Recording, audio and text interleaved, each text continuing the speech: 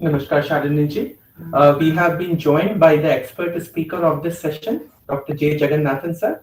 Shalini sir will be moderating this session and will be beginning just in a couple of minutes from now.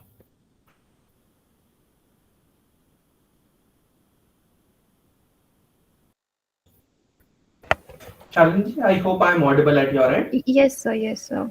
Sure, thank you.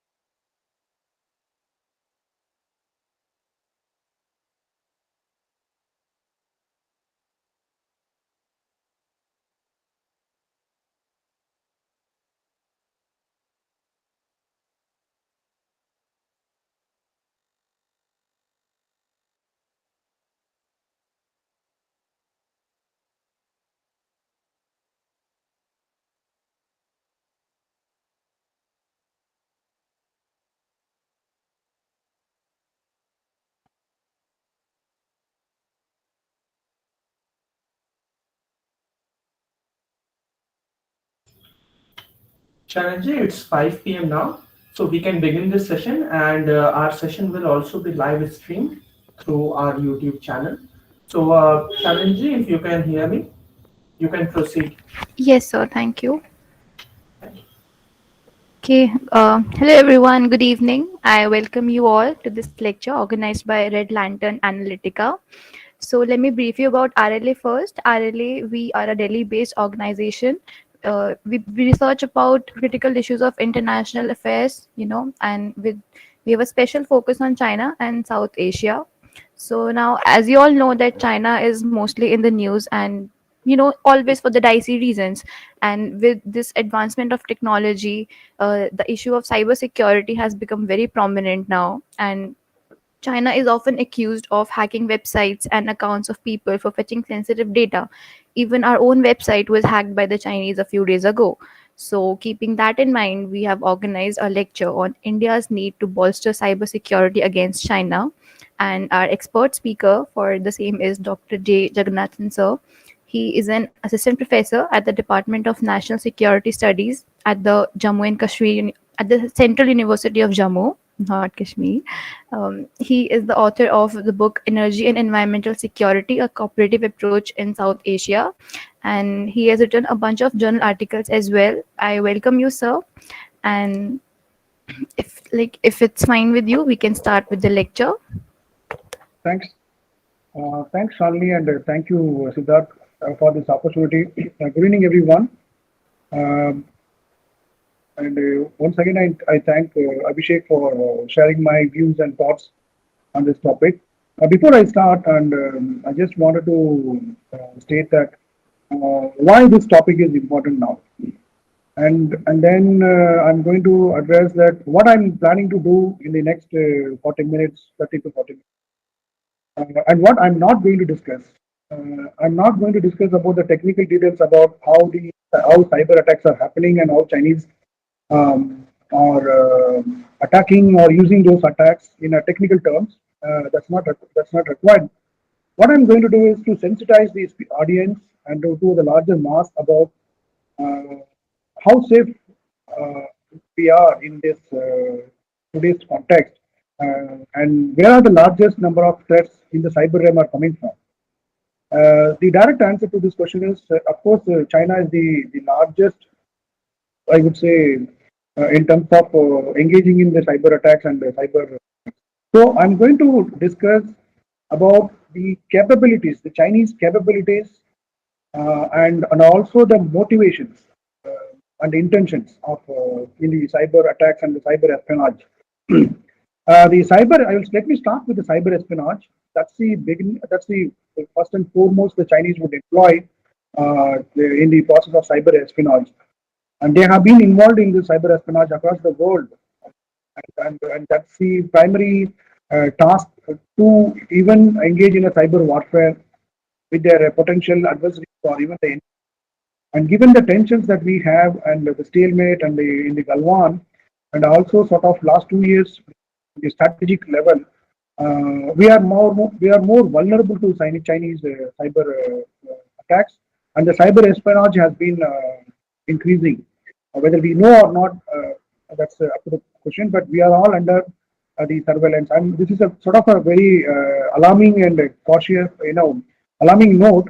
But we have no other option. We are all of us are under surveillance.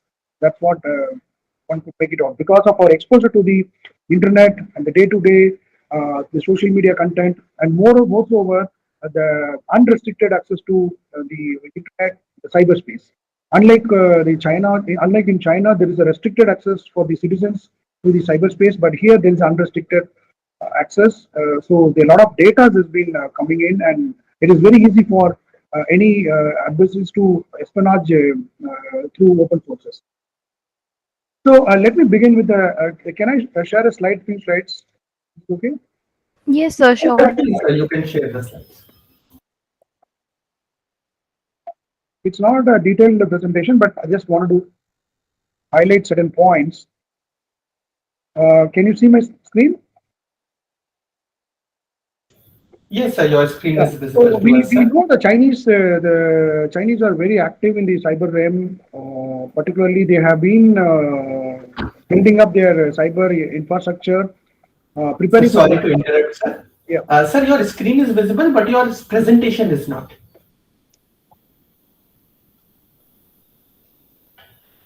It's now visible, sir. Your presentation is visible. Yeah. Is it clear? So they have It's been clear. investing in the cyber infrastructure. I think since 2007, I guess. Yeah, 2007 and around 2008. And the primary reason is that that's the period that the Chinese are into the engaging with the international the world, and they have a limited knowledge about what is happening in and around around in the world. So they wanted to know what's happening in other parts of the world, and that's the reason that they started first of all gathering these data, the cyber data. Is my screen moving? Yeah. So in the last, I think in the last year, I think during the Corona time, around September, 2 years back, sorry, 2020, this is 6 months after when the COVID was peak, and we are all struggling and we are all fighting the COVID-19 or the Wuhan virus. The Chinese were busy snooping leaders, and this so-called the Chinese leak was just released that time. And particularly, this news broke about that how the China is watching our political leaders. It's not only the national leaders; they have been snooping into the profiling of all the state leaders, even further going down to the Jilla Parishad or even the district level political leaders of all the parties. It's not only the ruling party; they are profiling all the parties, even if these are potential parties, political parties. So this has been outsourced to a company which has taken this job of profiling and collecting the informations and about the leaders and their relatives and their circles and their assets and their power and what sort of capabilities they have. So every full detail, it's almost more than 10,000 profiling profiles they have been doing it, and this was broke. And this is done by Shenzhen Zhenhua Data Information Technology Limited. It was established very late, I think 2018, and we have a few employees, but it has outsourced to more than 20 overseas data processing centers. So when this was broke, it was like a big shock for all of us that how vulnerable are we, that particularly the leaders, um, and the volume of the data they collect from the open sources and also from the other sources, and then verifying those sources, and the data gleaning and data verification and the tracking, and then the further process. So it is a systematic process that they have been doing it since 2018, but it's almost, when we got to know, almost a decade after that, sorry, after 2 years, that we got to know that they have been doing this. So this company, owned by Wang Zhufeng, he holds a 68% stake in the Zenfor Data, and he was identified as an IBA engineer with the VMedia Alliance, and he is expert in the field of artificial intelligence.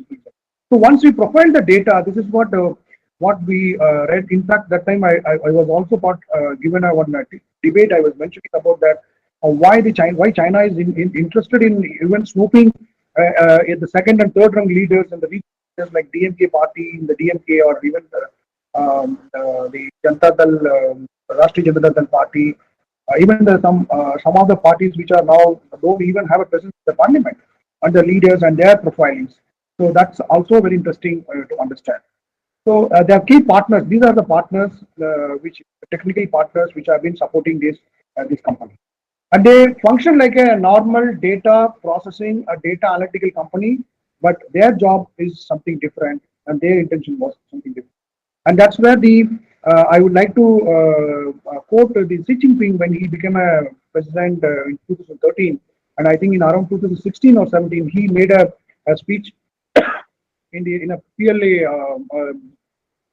in somewhere in Longzhou Academy, and he was mentioning about the what do you call that, reforming the PLA, reducing the food soldiers, and more investing more on the artificial intelligence and the cyber realm, and they should be more trained on the cyber field. And he started the mission started that the China in technology in 2025. So they expedited that the more sort of companies producing the data processing and data analytical companies have been started. So the PLA has outsourced to these private companies to get this data. Once we have the profiling and the profiling of the data, it's not only in India, they have been doing it with other countries. And we all know how the Trump, the US election was manipulated. In the first election, when the Trump election was manipulated, and even how the Russians and the Chinese hands are involved in many of these developing countries. And particularly, they are interested in the democratic countries which have a strong democratic institutions. So the Chinese cyber threat is very, very real, and we should be much more concerned about the Chinese real threat. And particularly this juncture, as a strategic expert, I would say that even the lot of the questions I used to get from whenever I go and make a presentation, that will China attack India? Do they have a capabilities to attack India militarily? Will there be any war between India and China since this Galwan happened? I always used to say that the Chinese are very, very what do you say, that pragmatic, and they know very well that it is not easy to launch a direct military attack on India, whatsoever be the reason, that even if it's a Galwan or any other disputes, for that matter, to settle any disputes, that they may not able to wage a war at this juncture. The reason is very simple, because we have a strong national leader, which is the last 75 years, we did not have a strong political leader like the current prime minister and his team. That's the reason. And the second reason, the kind of nationalistic temper that we have in the last, it is unmatched in the last 75 years. And today we have the youth, and with the strong nationalistic feelings and sentiments, patriotic feelings or nationalistic feelings and sentiments, they are ready to sacrifice for. So these are the ingredients for if any aggression happens, and the Chinese are very much aware of these factors, that India is now very strong, especially when it comes to the decision making process, and also the mass, which would be easily channelized if something happens like that. If you look at the China, on the other hand, it's like a sort of the youths are sort of a totally a distance from the current leadership. particularly Xi Jinping team, the CCP. There are, but resentment is there in overall, but it's not coming up because of the state. What do you call the structure and the control and the regulation in the entire China. So even we have seen some videos clippings coming out when soldiers were shifted to the Xinjiang province, the Chinese soldiers. We could see some of the videos. The soldiers were crying. They were not ready to go to the field or the battlefield, the forward areas. So why I'm making this point is that so the Chinese top echelons, that especially the top leaders, the planners, unlike in Indian case, the PLA is very much integrated with the party hierarchy and the party structure. And Xi Jinping, being the chairman of the military affairs, the Committee on Military Affairs, he knew very well of these, very much aware of these factors. And so, given these factors, the only cheap and optimal option for the Chinese leadership is to wage the cyber attacks. It is one of the most cost-effective and options for them. Other being the using Pakistan as a proxy to support Pakistan to fight with us. That's another proxy way they can do it. But cyber attacks is a direct and immediate they can have. And these statistics that we had seen in the open domain that the China had waged almost online war, and there are more than 40,000 cyber attacks in just 5 days, and that reflects and that shows that how vulnerable are we.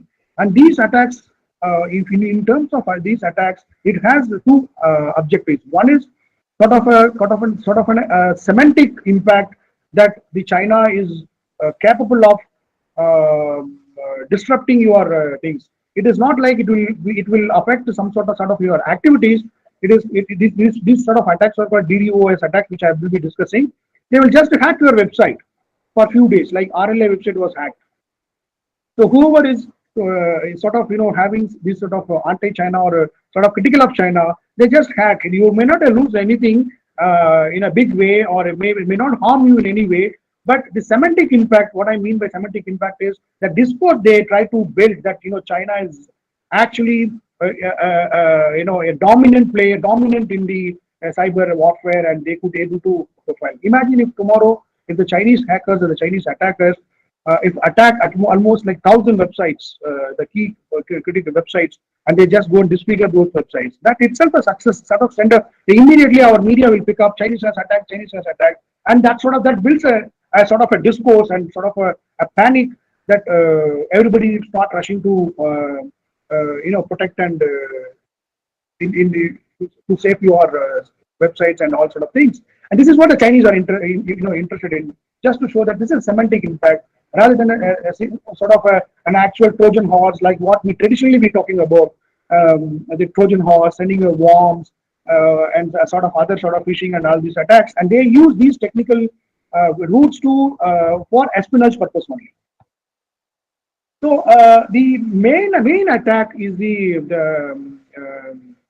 DDoS that we'll be discussing in the things. That's the Chinese main motive for this distributed denial of service. So this distributed denial of service is the major, as of now, the Chinese cyber attacks tactics, which could potentially harm your web pages or your profile in the web pages, or maybe disfigure or disconfigure your websites and all the details, and make your website inaccessible for at least period of 1 or 2 days, and that's sufficient. Imagine if, for instance, we all rely on this income tax portal. What if our income tax portal is completely under DDoS, and for at least 1 or 2 days? So it will have a different sort of attack, and how much the users are there, and so that's enough. So like so many, we have a huge population. We have every our data are on the websites.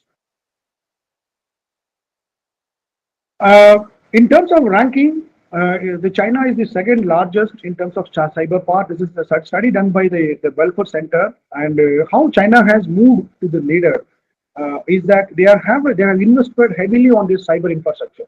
One of the reasons that's what in the end I'm going to highlight, that the China realized this the deficiency that they are in their capabilities, cyber capabilities, way back in 2007 and 2006, and they gradually build up and build up these capabilities, particularly the China's cyber infrastructure and various private players to be invoked in. Like I mentioned about this data company and their partners.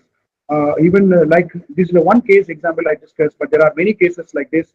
The Chinese have been invested in the cyber infrastructure. The second aspect is in the last 10 years, the PLA has been restructured into to fit into the new domain, the cyber domain, from the all rank and files, and that is very visible, very much visible even in their deployment, how they are synchronized with their command control and communication with the cyber domain as well, and artificial intelligence. So there is a sort of a very good sort of a networking that they have to be able to gradually increase. And wherever the data is lacking, and they are ready to mine those data and preserve those data and process those data and share it with the rank different agencies which are involved in a particular mission, so that they are capable of any sort of plan or execution of any attack or hint. Uh, as far as India is concerned, I think we need to ramp up our intelligence. That's where we are lacking, because we know there is an espionage by the China, but our intelligence to understand the source of explanations is very limited, and that is due to uh, the the lack of the capabilities, the infrastructure capabilities, particularly, and the very meager investment in cyber intelligence gathering. Apart from a few agencies, we don't have a large pool of institutions or organizations or companies that could be roped in the kind of scale that China is doing it, the kind of scale that the US is doing it, and we are still lagging behind in terms of those things. And these investment does not cost much, and and we need to have a separate investments and funding or budgetary allocation for the cyber defense and cyber intelligence. The cyber espionage, which I was talking about, that involves is a kind of a research and development data and activity. So, and it also gets the military intelligence, the political strategies and affiliations and communications. This is what the Shenzhen company was doing and profiling all these companies. Then the also swooping into all the companies, the leading companies, the corporates, their business goals and the strategic plans and the marketing tactics, and their client base and customers' payment structures, all sort of things, including the employees and their sensitive informations and intellectual property, and particularly the academic research data. As far as academic research data in India is concerned, I don't think so that we have so much valuable academic research data, because most of our data is in the open domain, being a democratic country, and some of them are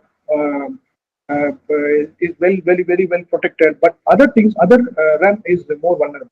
And this is where the Chinese, I'll correlate with this espionage, which is the first and foremost priority for the Chinese cyber warfare.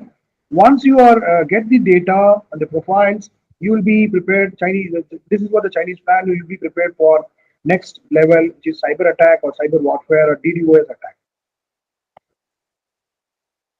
This figure shows that how vulnerable. When I was saying that we are all vulnerable, we are all potential vulnerable for Chinese espionage. This figure shows that the semiconductor production in the world. So China leads the market, semiconductor production market. 68% of the semiconductors are manufactured in China. So, and these semiconductors devices we have been using large numbers: laptops, smartphones, iPads, all sort of gadgets, including the other interesting thing I wanted to highlight is the CCTV cameras. It is very vulnerable, and this threat is not realized in India. Day by day, we have the number of CCTV cameras being installed in even the personal homes and companies being increasing. And these CCTV cameras are vulnerable, and they could easily steal your data, and it's and other activities. They can keep monitoring your activities through CCTV cameras. So the CCTV cameras can be a potential, can be turned to an eyes of these companies which we are producing. And this is the more research needs to be done on this particular area. How the Chinese made CCTV cameras, even most of the parts in the CCTV cameras we buy or manufacture from China.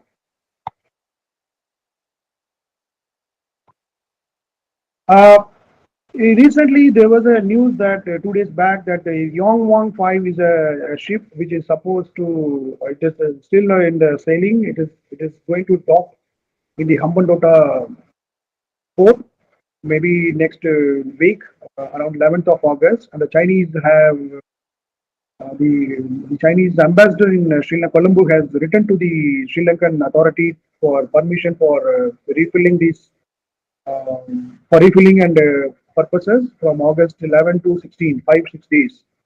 But the Sri Lankan authorities yesterday they uh, replied say by sending a note saying please defer your decision to dock this port at this juncture. We don't want this ship to be port because we are receiving a sort of a request from Indian Navy and Indian establishment saying that this is a spy and ship and we don't want to be stationed here.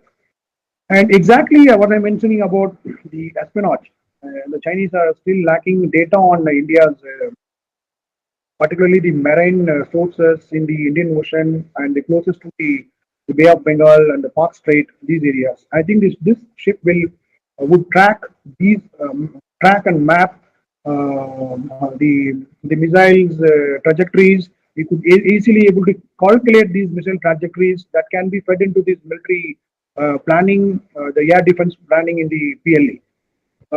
And we should also be sensitive because our integrated theater command, which is located in Andaman Nicobar Island, is could be easily monitored and mapped by this particular ship, which is capable of doing it. So it is a dual-use spy, although they say it's a research vessel, which is called a marine vessel, but things are not yet clear. And it has it is for space and satellite tracking. It could easily track our satellites, and we have strategic assets in the built in the southern part of India, including our nuclear reactors, the satellite launch pads, and even the missile testing sites. All these are linked. So it is very strategically very important thing. And this ship is another attempt by the Chinese to get a complete data about the India's defense preparedness, particularly the missile defense in the integrated teams. This is what we say. So this act itself exposed the Chinese uh, uh,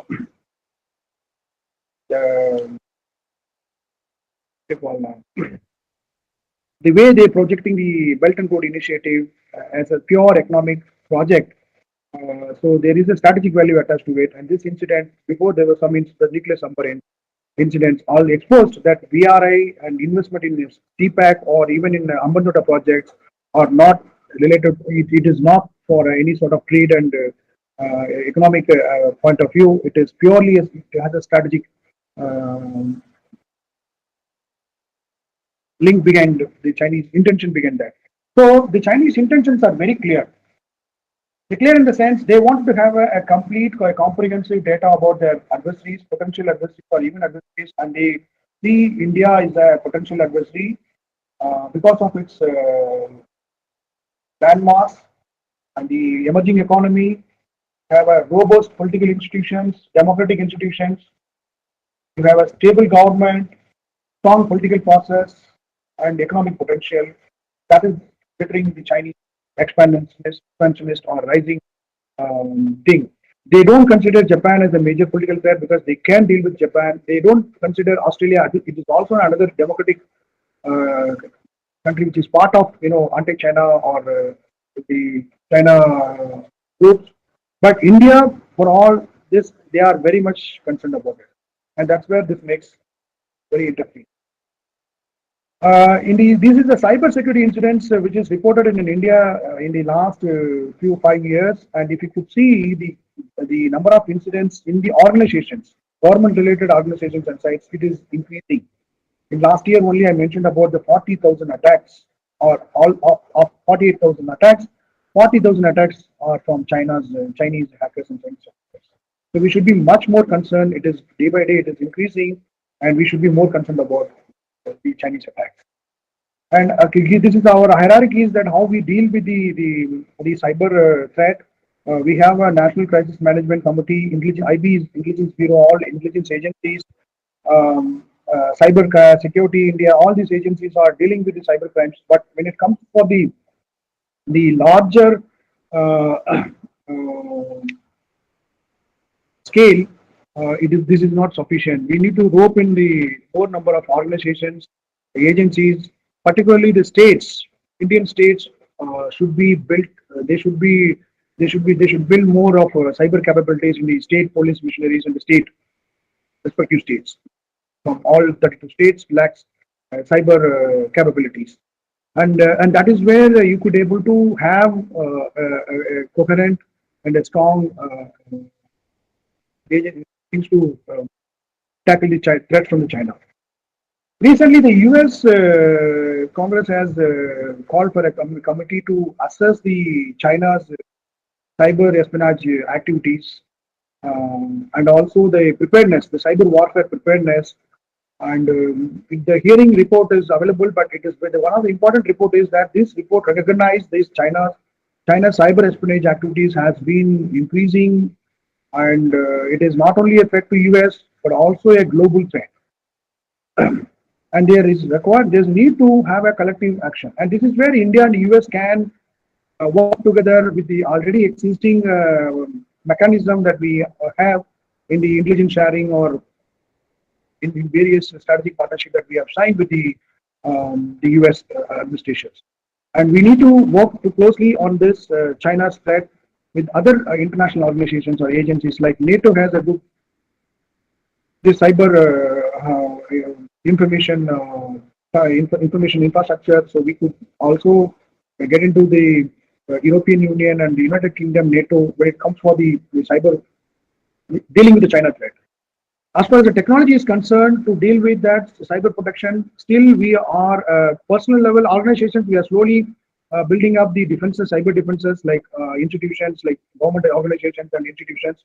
But when it comes to soft targets like health, for instance, health is one of the major focus, and the second is the energy, the power sector, which is very vulnerable. Since we have given this power distribution to the private players, more number of private players are involving in even the education sector. Health is very important. Anytime they can, the attack and harm, create a chaos in the health sector. So health, energy, and also the transportation, strategic transportations like railways and the airlines. So these are the sensitive areas that we should be focusing on. And the last but not the least, which I mentioned about the CCTV cameras, which are manufactured, particularly the chips which are manufactured and inbuilt in India. And now the CCTV market is thriving like anything. You hardly seen even 10 years back how a newly constructed home in a remote area in village have a CCTV cameras. Now every home, it has become a part of their construction of the home to install the CCTV cameras, and this has become even in the apartments. So these are all exposed you to the data is exposed to the domain, and the Chinese are capable of exploiting this. So I'll stop here, and thank you very much for patience listening. And I look forward to have if there is any questions, then I'll. Thank you so much, sir. That was a very elaborative presentation you put out there.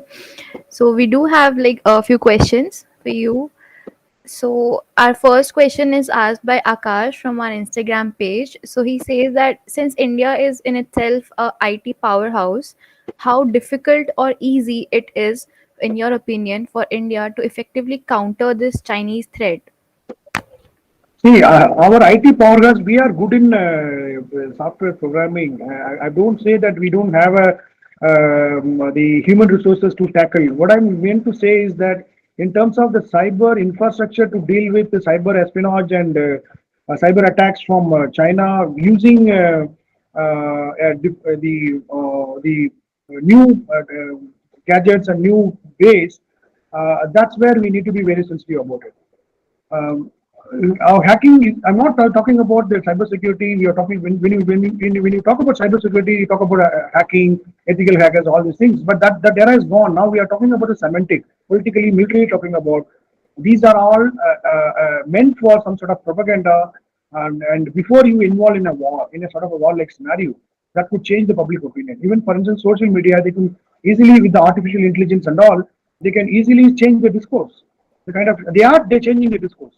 And if you look at this overall perception that since last 2 years, the Chinese are in a way dominating the discourse of saying that we are there, we are not moving back. But what is our discourse to counter this Chinese, even if it's a Gulf one, it is underplayed. And that's what we are meant to say. See, if you're a software giant, you make softwares for the companies, you make softwares for the organizations, you make softwares for running a system. But even if you do have a foolproof security of any sort of vulnerable attacks, but what sort of the DDoS attacks and all these things that particularly given the volume now we have after this COVID and all, education sector I'm talking about, health sector I was talking about, this could be easily played out. For instance, I'll give you one example. When the second wave happens, there's a complete chaos in the country. And the rumors that there is a serious acute shortage of oxygen cylinders, in particularly in some pockets. It was some of them are blatantly a rumor and spread it in the social media platforms. But nobody is ready to verify those things, and we don't know where these informations are flooded in. And suddenly we all got to know that there is this acute shortages of. Although there is a shortage, but it has been what do you call the exaggerated, and some of them it's in the ran panic.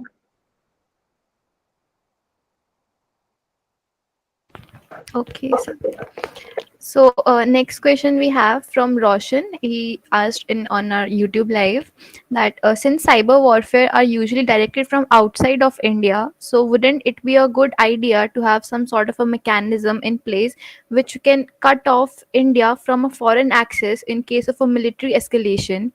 Something like that happened in Taiwan 2 days ago with the DDoS attack, the distributed denial of service attack. So, what are your thoughts on that?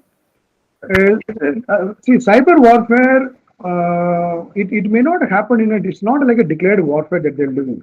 And as far as the defense, our military institutions, our defense forces, the deployment is concerned, they have protocols, strong protocols in terms of their communication and networking. It's some of I cannot say it's a foolproof, but there are some loopholes or still exist because we heavily rely on.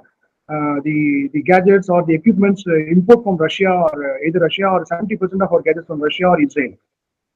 So that makes us more vulnerable. And if you look at the guys who are operating in the field, like in the battlefield, for instance, any radar or any sort of the networking system, they are not engineers or well-read engineers, or they are like the soldiers who've been trained to operate only that particular machine.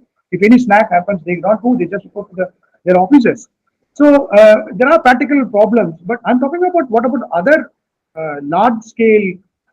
That's what I wanted to discuss today. Like, first, the point of the espionage, which I was talking about, these companies being involved, private companies. So, the many such companies are there. Many such Chinese products are flooding here, electronic products, and for the price concern that we buy those gadgets, subscribe to those equipments. So that's what we need to be very concerned about. Yes, definitely. So, our next question is asked from Ankita from YouTube Live. She says that the latest plan, India's legislation of personal data protection bill, which was scrapped off recently due to like different suggestions received. So, do you see a connection here in dealing with China's challenge to our cyberspace? Of course, this is what my personal observation. When our data protection for this protection bill, which was passed, it was not sufficient to deal with the threats like China, which is using the software. Because if you look at how many our software companies are also global, they have a global presence. Infosys is having a office campus in Beijing. So similarly, other software companies are having their office bases. But how many of them are involved in the bit of espionage? And do you think they will involve? There is a ethical practices that our companies are following, but that ethical practices are lacking in the Chinese companies. So of course, we need to rework on this data bill, given the fact the new sort of the cyber espionage, and also one term I would like to state here, the cyber caliphate, which is being built now by the ISIS and all sort of the fundamentalist group trying to build the cyber caliphate in the social media platform, particularly ISIS KP for us and province. And they have a, the social media is the biggest for this cyber caliphate. Okay, so so do we have any questions from the audience? Yes, Shalini, I have a question, sir. It's Yes, not exactly a question, but it's an observation, and I wanted to share with you because your presentation actually clicked me. So it was, yes, sir. In back in 2015, was a devastating Nepal earthquake, and I followed social media back then. And what I saw was that in the Nepalese social media domain, there was an anti-India sentiment being driven by fake Facebook accounts. true. And I could make that connection after 2019 when India's and Nepal's relationship actually soared. So you must have also seen such issues, sir. So what is your take on this? Yeah, absolutely right. There's a strong Chinese hand in that. Not only the Nepali things, even somewhere in 2018, 19 around, there was some incident, and the Rohingyas picture was being shared to show that Indian Muslims are being attacked and butchered. And this image was even shown in the United Nations by one Pakistani, I think the Pakistani ambassador showed that, look how Kashmiris are being brutalized. Later, it happened to be a Rohingyas or some Bangladeshi standalone incident. So that's where, the cyber presence, the dominance by the Chinese companies, and the BRI Belt and Road Initiative in a way facilitates, give the space for these espionage companies in Bangladesh, Nepal, Sri Lanka, Pakistan, even to an extent the Pakistan occupied Jammu and Kashmir. Their presence is there, and particularly in the involving in the espionage. For instance, the Trans-Himalayan has become more vulnerable to collect the sensitive data regarding your glacial structures, and even the rock sediment structures, the fractures. This is a very technical term. Recently, I got to know that the rock fracture data is very much, some of the only few institutions are involving in this study, and the Chinese are very much involved in understanding in getting these fractures, because with these fractures you can engineer the avalanche in a matter of seconds, and the water resources data. Even some there are some reports coming out. The 2014, the Kashmiri flood is also sort of in a way engineered by the Chinese across the thing. But these are all a new area that we need to be worked on, because nobody had thought that we would be facing this COVID-19, the virus emanating from Wuhan. We wouldn't have thought that the Chinese would be capable of having this sort of it is indeed, it could be a turned out to be a biological weapon. What if tomorrow, now we are faced with COVID-19, we felt, what if this would have been spreaded in a sensitive like battlefield or even the border areas? We wouldn't have come to know what this is a virus. We would think that this is a sort of a topographical disease or some sort of issue. Yes, sir. Thank you, sir. Thanks. Okay, that brings us to the end of the questions. So this has been a very wonderful session, sir. And okay, so I would now like to invite our RLA intern, Kotha Lakshmi Kusuma, for the vote of thanks. Welcome, Kusuma. Thank you, Shalini. I'll take this opportunity to thank our mentor speaker at RLA for this webinar, Dr. Jagannath sir, for highly informative session on India's need to bolster cybersecurity against China.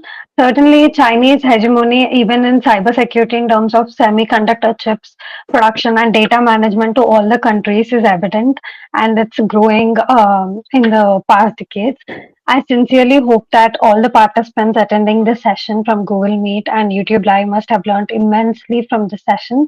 We thank our expert speaker for the great presentation over the subject. I will also thank our founder, Mr. Abhishek Ranjan, who not only established RLA as a think tank, but also guides us every time during organization of an event like today. I thank the participants for their involvement who make these sessions interactive by asking their questions through social media platforms and even during the session. With these words on behalf of RLA, I will express our sincere thanks to all of the academicians and research scholars who joined us today. We I express our heartfelt gratitude, sir, once again for taking our time from his busy schedule and making the session possible in the first place. With due permission, we would like to bring the session to a close. Thank you. It's always a pleasure for me to connect with RLA webinar. Thank you. Thank you all. Thank you, sir. Thank Thank you you. so much, sir. Thank you. Thanks, Shalini. The participants can, fill the form for e-certificates. It's in the chat The box. link of the Google form has been shared in the chat. So participants, it's our humble request that you can fill up this form and generate your certificates for this specific webinar.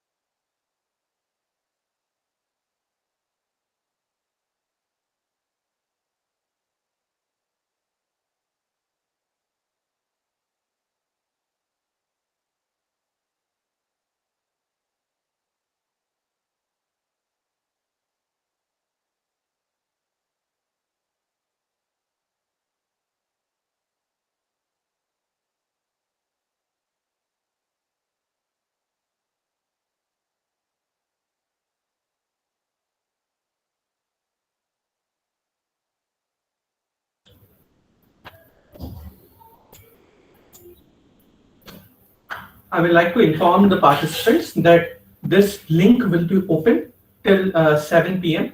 So you can all generate your certificates by 7 p.m. today, after which this form will be closed. Thank you so much for your time, and we do hope that you will also join us in our future sessions as well. Thank you. I'll now end this session.